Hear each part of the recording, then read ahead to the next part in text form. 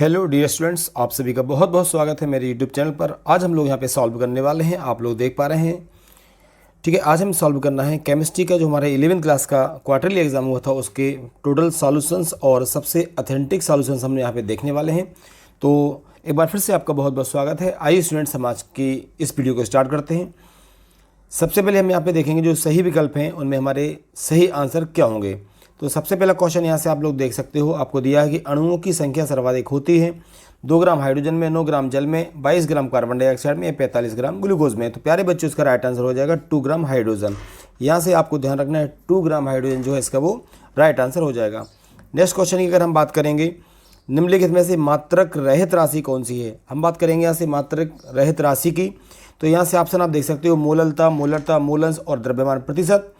तो आपको ध्यान रखना, ये जो मोल अंश होता है जिसे हम बोलते हैं मोल फ्रैक्शन, क्या बोलेंगे स्टूडेंट्स हम इसे बोला जाता है मोल फ्रैक्शन या मोल प्रभाज भी इसको कहा जाता है।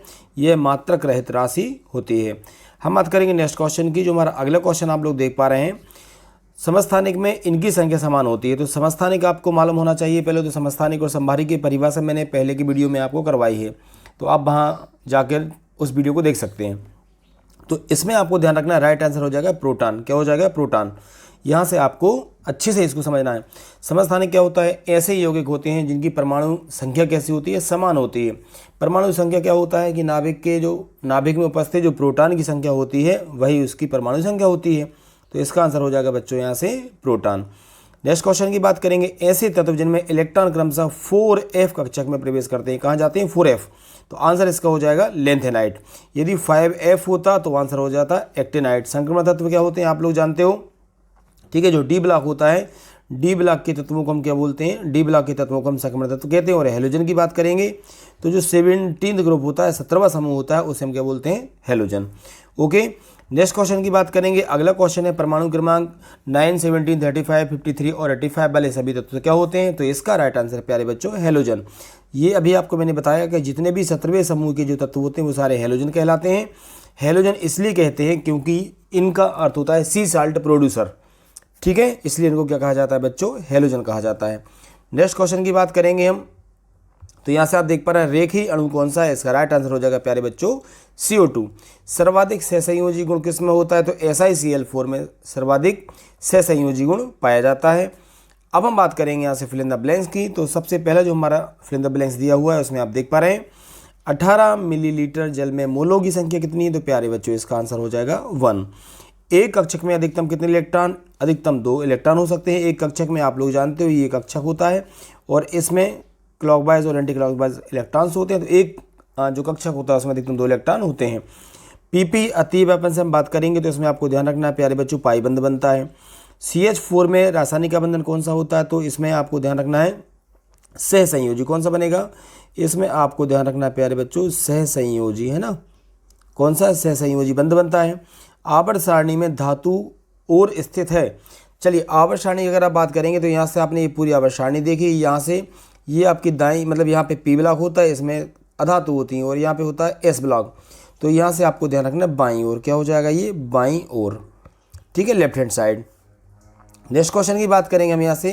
तो आपको ये बताना है कि PF5 फास्फोरस पेंटाफ्लोराइड अणु की जो आकृति होती है वो कैसी होती है? तो इसमें याद रखिए इसकी आकृति होती है त्रिकोणीय पिरामिडीय। कौन सी हो जाएगी?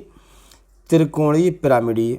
ये आपको ध्यान रखना है प्यारे बच्चों, इसकी आकृति कैसे हो जाएगी? त्रिकोणीय पिरामिडीय।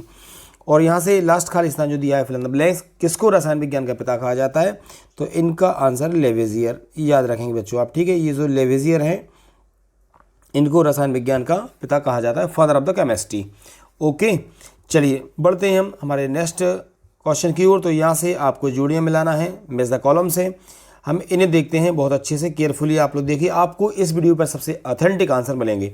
हम अगर उत्कृष्ट गैसों की बात करें तो सबसे पहले आपको याद रखना है बच्चों की जो 18वां समूह होता है इसको शून्य समूह भी कहा जाता है। इसमें नोबल गैसेस होती हैं। इसमें जो उत्कृष्ट गैस है तो यहाँ से आप देख पा रहे हैं इसका आंसर हो जाएगा प्यारे बच्चों नियॉन। क्या हो जाएगा इसका आंसर? नियॉन। हीरे की संरचना की बात करेंगे तो हीरे की संरचना होती है त्रिविमीय जालक। हेलोजन की बात करेंगे तो हेलोजन में आपको मालूम है यहाँ से ये जो क्लोरीन होता है ये हेलोजन है। CH4 की बात करेंगे तो CH4 में बच्चों sp3 संकरण होता है। क्षारीय मृदा धातु और क्षार धातु। अब यहाँ से आपको ध्यान रखना है जो पहला हमारा समूह होता है वो क्षार धातु होता है और द्वितीय समूह होता है वो क्षारीय मृदा धातु होता है। तो इसमें आप जब पूरे ध्यान से देखेंगे तो क्षारीय मृदा धातु जो द्वितीय समूह है उसका आंसर हो जाएगा कैल्शियम। क्षार धातु की बात करेंगे तो पोटेशियम और HF क्या होता है प्यारे बच्चों, HF यहाँ से द्रव होता है। तो इनको आप बहुत अच्छे से नोट कर लीजिए, आपके लिए बहुत इंपॉर्टेंट है ये। चलिए बढ़ते हैं नेक्स्ट। यहाँ से अब आपको दिए हुए हैं एक वाक्य या एक शब्द में उत्तर। आपको ये बताना प्यारे बच्चों यहाँ से कि 500 में कितने सार्थक अंक है, आंसर हो जाएगा 1। कितने सार्थक अंक है इसमें, केवल एक सार्थक अंक है। शुद्ध जल की हम मोलरता की बात करेंगे तो इसका राइट आंसर हो जाएगा 55.5। एक बात और याद रखना, इन्होंने मोलरता पूछा है, मोलरता भी शुद्ध जल की कितनी होती है, इतनी ही 55.5। अब आपसे पूछा है अनिश्चितता सिद्धांत में क्या अनिश्चित होता है, तो इसमें आपको ध्यान रखना बच्चों इलेक्ट्रॉन की स्थिति। क्या निश्चित होगा यहाँ से, तो आपको याद रखना है इलेक्ट्रॉन की स्थिति, ठीक है, और संवेग। इलेक्ट्रॉन की स्थिति और ये जो संवेग है ना, ये इसमें अनिश्चित होता है। चलिए अच्छा, एक बात और यहाँ से आपको ध्यान रखना है, अनिश्चितता सिद्धांत किसने दिया था, हाइजेनबर्ग ने। ध्यान रखना हाइजेनबर्ग है ना, किसने दिया था, ये हाइजेनबर्ग ने अनिश्चितता सिद्धांत दिया था। आधुनिक आवर्त सारणी की प्रथम आवर्त में कितने तत्व होते हैं, तो 2 तत्व होते हैं। आप देख पा रहे हो, यदि लेफ्ट साइड हाइड्रोजन होता है और राइट हैंड साइड क्या होता है यहाँ से हीलियम, ये केवल 2 तत्व होते हैं प्रथम आवर्त में। नाभिकीय आवेश में वृद्धि होने पर आवर्त के परमाणु त्रिज्या पर क्या प्रभाव पड़ता है, तो इसकी परमाणु त्रिज्या कम हो जाती है, कमी आ जाती है। नेक्स्ट क्वेश्चन हम यहाँ से देख रहे हैं LCAO का पूरा नाम क्या है, तो यहाँ से आपको प्यारे बच्चों याद रखना है L का मतलब होता है लीनियर, क्या हो जाएगा, L का मतलब होता है लीनियर। C का मतलब यहाँ से होता है कॉम्बिनेशन, क्या हो जाएगा, combination of, linear combination of. A का मतलब होता है यहाँ से एटॉमिक, क्या हो जाएगा प्यारे बच्चों, एटॉमिक। और O का मतलब होता है ऑर्बिटल्स, क्या हो जाएगा, ऑर्बिटल्स। तो ये इसका फुल फॉर्म होता है। नेक्स्ट क्वेश्चन की बात करेंगे और लास्ट क्वेश्चन यहाँ से दिया हुआ है आपको कि लोहा जो है वो तांबे को उसके लवण के विलयन में से क्यों विस्थापित करता है, तो इसका ये बहुत ईजी आंसर है, क्योंकि लोहा अधिक क्रियाशील होता है। क्या होगा इसका आंसर बच्चों, लोहा अधिक क्रियाशील होता है, बस इसलिए, है ना। तो ये आपको मैंने सारे ऑब्जेक्टिव के आंसर दिए हैं। यदि आपको वीडियो अच्छा लगता है तो वीडियो को लाइक कीजिए, अपने फ्रेंड को शेयर करिए। जिन स्टूडेंट्स ने मेरे चैनल को सब्सक्राइब नहीं किया वो चैनल को जरूर सब्सक्राइब करें। और यदि आप बाकी के जो आप देख पा रहे हैं और क्वेश्चन आंसर है, इनके यदि आपको आंसर चाहिए PDF के फॉर्म में, तो आप मुझे कमेंट करके बता सकते हैं। आप सभी तक ऑथेंटिक और शानदार आंसर इनके पहुंच जाएंगे। ओके बच्चों, तो वीडियो आपको कैसा लगा आप लोग कमेंट में जरूर बताइए, और यदि शानदार लगता है तो लाइक जरूर करें। Okay, thank you.